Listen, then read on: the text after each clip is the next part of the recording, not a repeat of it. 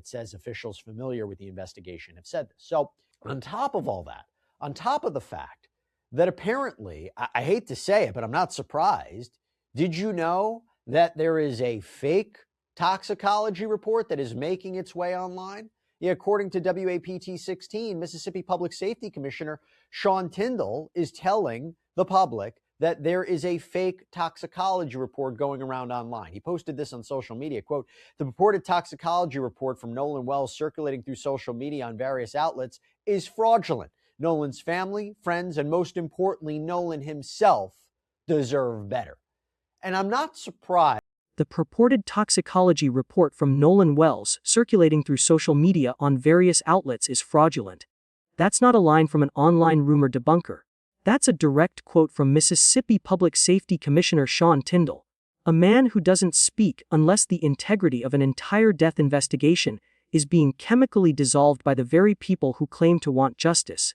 And that statement drops into this case like a single autopsy photograph into an otherwise empty file. Stark, undeniable, and immediately reframing everything you thought you were watching. Imagine a courtroom where the jury has already been handed the verdict, written in red ink, before the first witness is sworn in. That's what a fraudulent toxicology report does.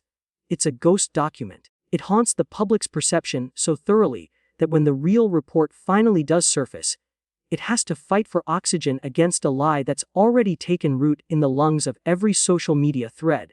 Before we go deeper into what the documents actually show, make sure you're subscribed to Beyond the Gavel File.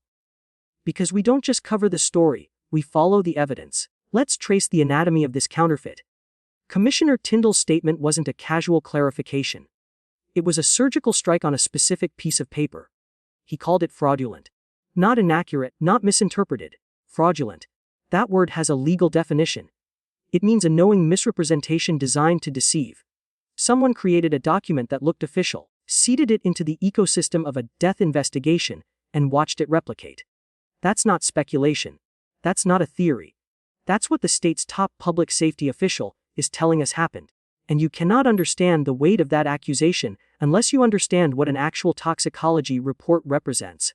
It is not a memo. It is the culmination of 4 distinct scientific processes: gross physical examination, chemical testing across a broad spectrum panel, microscopic histology of tissue samples, and the final synthesis that produces a cause and manner of death. This is not guesswork. This is the architecture of medical certainty. You don't complete one of these in a weekend. You don't rush it. The state's autopsy was conducted July 7th. Well, complete means complete. You can actually literally use that, because they're not going to say that, Jesse, unless they have the tox and they have the histo, which is the microscopic report. They have that stuff. So, if you think about an autopsy report, very broad terms here, it's got essentially 4 components. You've got the physical gross examination that we do in the autopsy lab, right? Where we're looking at everything, we're examining organs and all of that. Then you have chemical testing, which is toxicology. It's going to be a broad spectrum report. We call it a standard panel. So you name the drug within reason. Okay, I'm not talking about some kind of exotic kind of thing, but within reason, drugs of abuse, prescription drugs. I mean, we even do aspirin. You'll see salicylates on there. Of course, blood alcohol is a big key here, right? That's something we're thinking about. And in addition to that, third part is going to be the histo report, where you're actually taking the samples like the lungs, okay, the lungs and any other tissue samples that they've taken through, and they put them on microscopic slides. The doctor will issue a report relative to that. Here's the conclusion of this. You're going to have the death certificate too, and it will have, in my opinion at least, it's going to have the manner of death, one of the 5.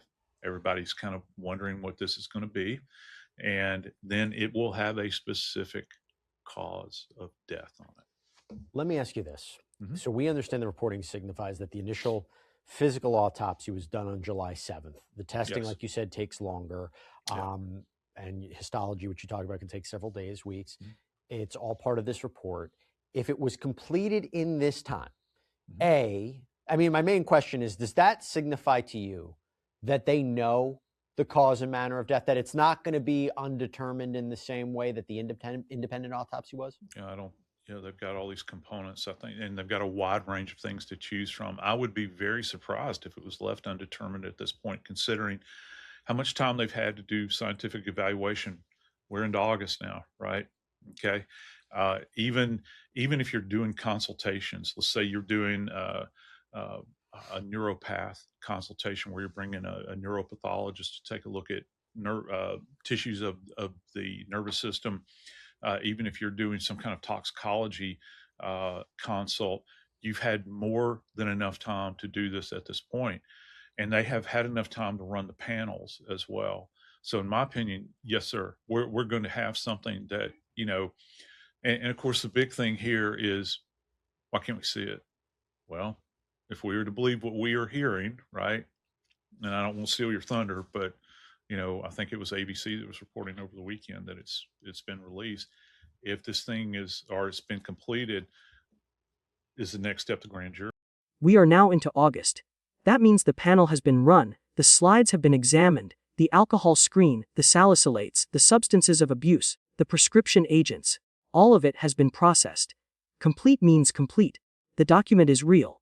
Now here's where the narrative fractures and something far more disturbing emerges. Because this fake toxicology report didn't appear in a vacuum. It arrived in the same timeline where at least 2 individuals have been federally charged with making threats connected to this case. Threats involving explosive devices, threats invoking blood, threats that specifically referenced boats and cleaning evidence. One alleged threat, quoted directly from court filings, reads, "Not even the FBI can stop this." That's a line that belongs in a fiction writer's notebook, not in a federal criminal complaint. Yet here it sits, filed in a district court, attached to a real defendant, generating a real docket number. Okay? So apparently, now at least 2 people have been arrested and charged with allegedly making threats connected to Nolan Wells' case. The Cincinnati Enquirer reports that Michelle Francine Edwards allegedly placed 30 calls to 2 state government offices regarding bombs.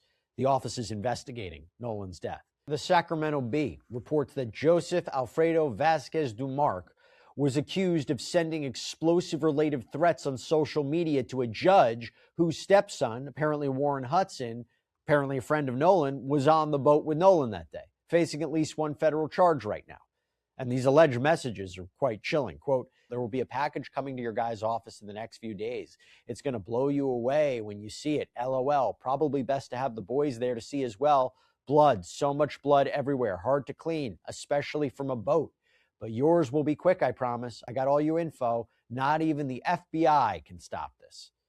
And this comes on the heels of Nolan's family indicating that they too have been harassed, that they too have been receiving threats. And look, while these are all allegations and we don't know the motive or the circumstances, what this does highlight is not only how much attention has been brought to this case, but how emotionally invested people are in this case, one side or another.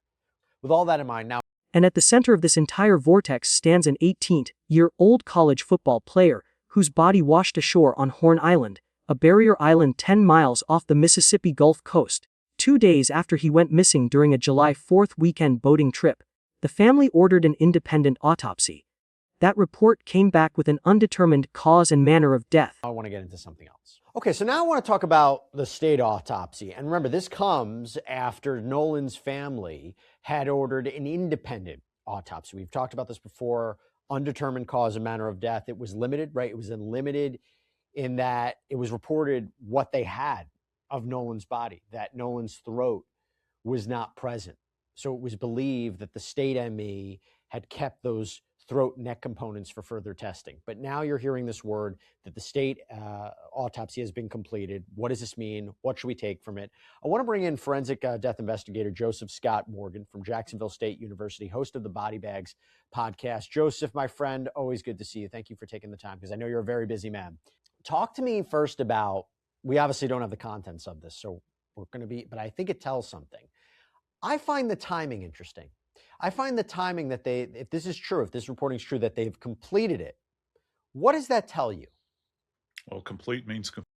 The independent examiner made specific notations about the condition of the remains. Decomposition, the absence of throat and neck structures retained by the state for further testing. A focal red discoloration on the back of the head. Regarding, he has submitted, I don't know if you saw this, Jesse, maybe not, I can't recall, but he has submitted his own histology. So I didn't know that. Yeah. If you check his report out, he actually alludes to the fact that he has submitted tissues for his own histological examination. You're saying his own toxicology exam? No. Histology, the tissue. Histology. Yeah, because by this time, it would be very, very difficult to do any kind of blood draws, vitreous draws from the eyes, bile, urine, any of that stuff by the time he gets the remains. Oh, that's so interesting. Before I let you go, yeah, the red discoloration on the back of the head that was referenced in the independent autopsy, is this something that's going to be referenced in the ME's report? And if it is not, what does that tell you? Does that mean that it wasn't on Nolan's body during that first exam? What was present in the second exam? That's a fantastic question. That's why I go back to the decomposition that the doctor makes note of. And he even says that his ability to, and I'm paraphrasing here, please, don't take this out of context, sure. but these focal areas that he kind of shades in like a rectangle, which I found kind of interesting from my perspective. If it was not there when the Mississippi ME saw it, then is this something that developed as a result of the travel from Mississippi to Washington, D.C.? Was this a decompositional artifact in total? Or was there something else there? Remember when the folks at the ME's office with the state of Mississippi, they will have seen this a lot sooner, right? They will have had, the level of decomposition will not have been the same as it is as. All of these observations, clinical and careful, have been ingested by an online ecosystem that cannot tolerate ambiguity. So the question you must ask yourself right now, the ticking clock moment that transforms this from a news update into something else entirely, is this: if a fraudulent document can be weaponized to contaminate a grand jury pool before the real autopsy findings are even unsealed, what other evidence is already compromised that we haven't yet discovered? The state's file is now reportedly complete and headed for grand jury consideration. The reported announcement that the official state autopsy of Nolan has been completed, while the results are not released yet because the investigation's ongoing. The case is going to be reportedly sent to a grand jury to see if there are criminal charges, whether they should be filed. Nonetheless, I think that this announcement, this reported announcement that the report is done, the autopsy has been completed, I think that that is telling. I think that when you look at the timing of the report being completed, that by all accounts, this means the toxicology report has come in. This may say something. Do they now have a definitive cause and manner of death of Nolan Wells? And I'm going to get into that with Joseph. And by the way, this is all based on reporting from WLBT that says officials familiar with the investigation have said this. So on top of all that, on top of the fact that apparently, I hate to say it, but I'm not surprised, did you know that there is a fake toxicology report that is making its way online? Yeah, according to WAPT 16, Mississippi Public Safety Commissioner Shawn Tindle is telling the public that there is a fake toxicology report going around online. He posted this on social media, quote, "The purported toxicology report from Nolan Wells circulating through social media on various outlets is fraudulent. Nolan's family, friends, and most importantly, Nolan himself deserve better." And I'm not surprised. That means behind closed doors, in a room where smartphones are not permitted and social media threads have no jurisdiction, real prosecutors are presenting real findings to real citizens. The medical examiner who performed the autopsy, the chief medical examiner who must sign the report, and the elected Jackson County coroner who serves as the statutory gatekeeper. All of these individuals have touched this file. That's why we're not seeing it. No, it's 100% what it seems like it's going to be, that it's part of the whole investigative file. Don't really know how far along the sheriff's office is in their investigation if they're not ready to hand this over to the DA for potential presentation to a grand jury. And even if it is presented, whether or not criminal charges would be recommended, it's a component of this. It is. Which makes me wonder, if you're handling a very high profile case where the whole world, the whole country is watching What is the cause and manner of death? Do Yeah. you have to write the report in a certain way to, assuming for a moment, either way, assuming that there is, let's say it's an accidental drowning, or let's say they believe there's some sort of foul play, how do you write the report in a way where there's so much rumors, so much speculation, so much misinformation, so many theories? Mm-hmm. Does it affect the way the report is written? God, I hope not, because you have to stick by your training here.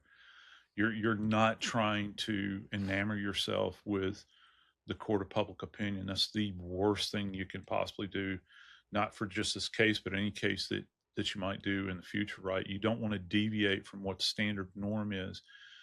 Now, back at you, I will say, you better make sure that you're very, very thorough.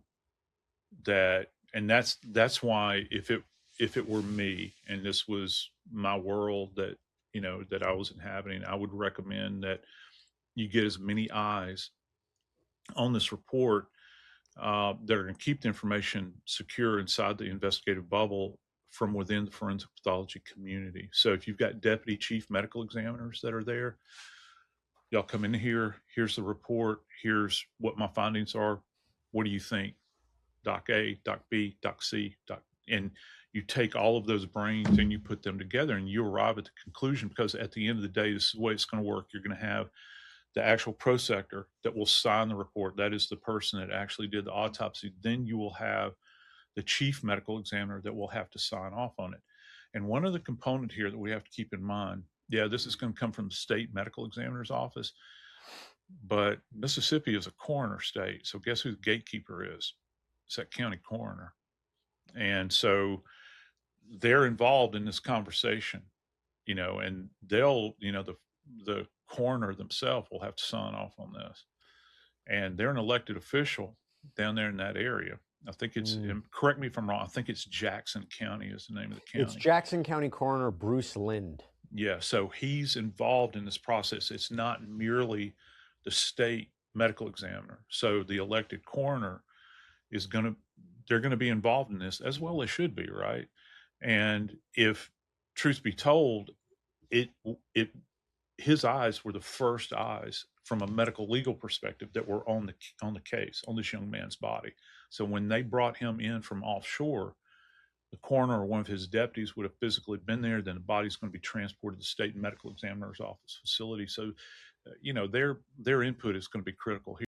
And according to forensic death investigator Joseph Scott Morgan, any competent agency would have had law enforcement representatives physically present in the autopsy suite, asking questions face to face, demanding explanations in real time. Not watching a live stream, not reading a thread, standing in the cold room, watching the dissection, asking the pathologist to translate the body's language into something a detective can use. That's the standard. And if that standard wasn't met, that's its own indictment. The document is real. The grand jury will weigh evidence that was generated through multi-layer dissections of the retained throat structures, microscopic evaluation of the strap muscles, examination of the hyoid bone and cartilaginous structures of the larynx, analysis of the frenulum for trauma consistent with suffocation. From the sheriff's office were not in attendance at this autopsy as well. They would have physically sent personnel there. If they didn't, shame on them, because you have to be Right. there to have this conversation. And I'm talking about in the physical space. I'm not talking about getting on a streaming service or something like that to do this. I'm talking about face to face. Doc, what is this? Explain this to me so I can understand it. Going back to that independent autopsy, when they said that there were components of the throat, maybe neck as well, that were removed or weren't present, we've assumed that means the state ME has done further testing on it. What can we expect regarding the testing on that? What clues that may reveal? Okay, I'll go ahead and tell you what they probably retained. I don't know this for a fact, but I will just say standardly, we're talking about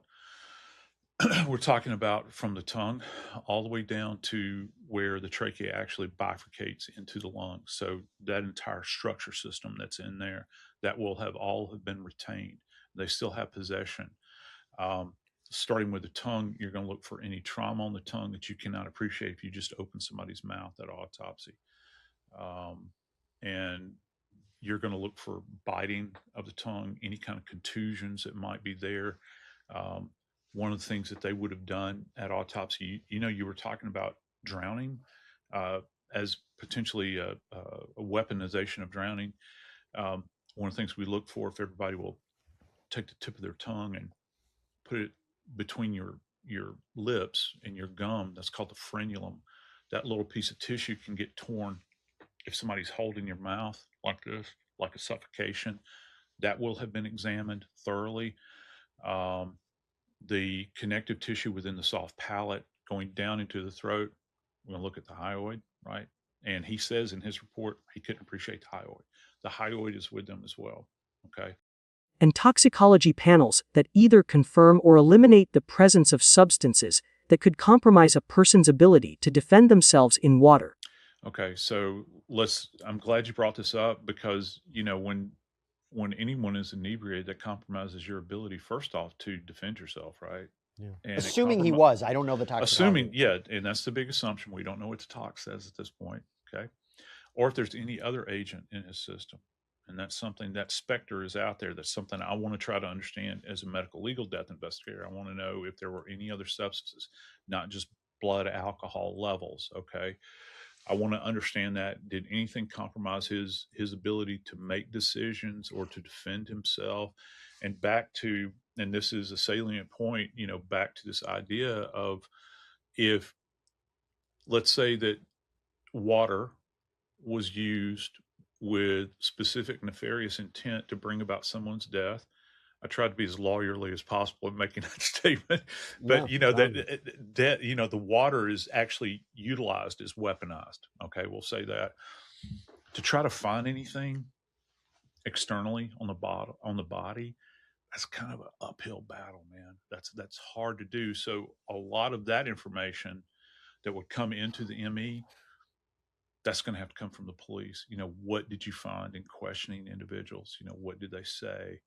Find inconsistencies with statements, those sorts of things. And back to your earlier point, you don't know, where the SO is right now with their conclusions. What have they reached in the interviews, which I'm sure have been rather lengthy and intense.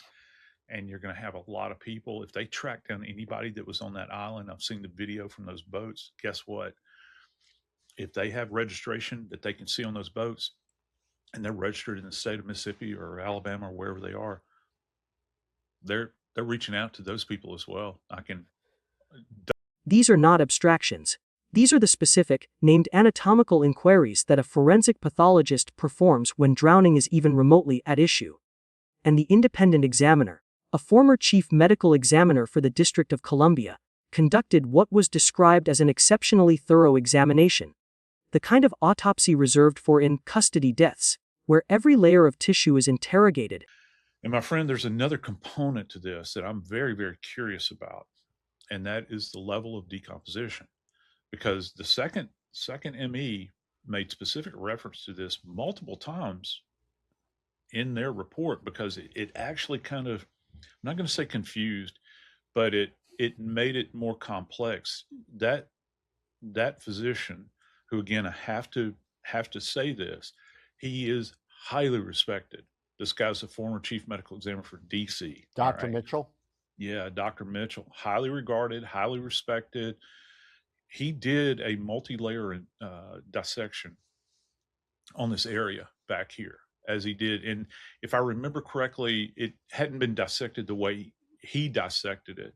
And there were other dissections that were done as well that I will not go into just out of good taste, but just suffice it to say this was a very, very thorough examination. As a matter of fact, it actually fits into the same category from a medical legal perspective as what we do with the remains of anybody that dies in custody, or that is in the custody of a police department or in a prison. Those autopsies are really intense, take hours to do.